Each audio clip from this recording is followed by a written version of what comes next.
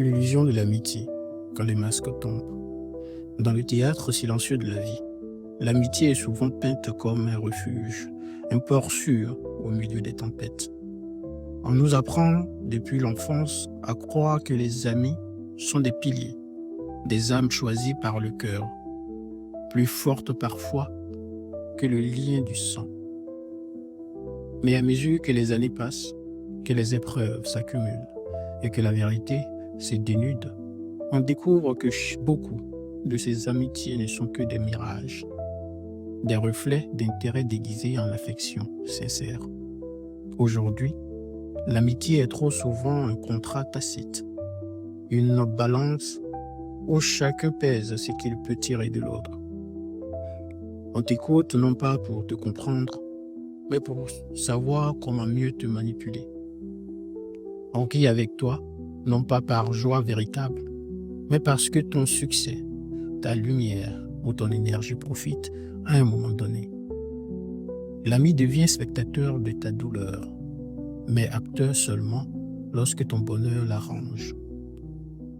Ils te tendent la main non pas pour te relever, mais pour te maintenir à un endroit qui ne dépasse pas leur propre zone de confort. Car certains ne te veulent pas grand, ils te veulent utile. Ils applaudissent tes victoires tant qu'elles n'éclipsent pas les leurs. Ils t'aiment, mais à condition que tu restes en dessous. Et c'est là que la blessure devient profonde.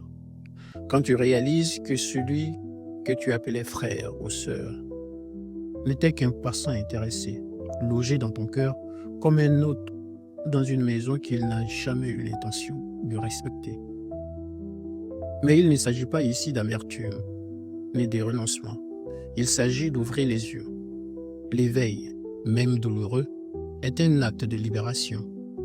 C'est apprendre à distinguer les véritables âmes loyales de ceux qui n'ont porté qu'un masque. C'est comprendre que la solitude authentique vaut mieux que la compagnie corrompue. Car l'amitié, la vraie, n'a pas besoin de calcul. Elle existe dans le silence partagé, dans les gestes désintéressés, dans la présence sans condition. Ne hais pas ceux qui t'ont trahi. Ils t'ont offert un trésor, la vérité. Et parfois, il faut perdre de faux amis pour découvrir la paix. Tu n'as pas été naïf, tu as été humain. Et maintenant, tu es plus fort. Merci et paix chez vous.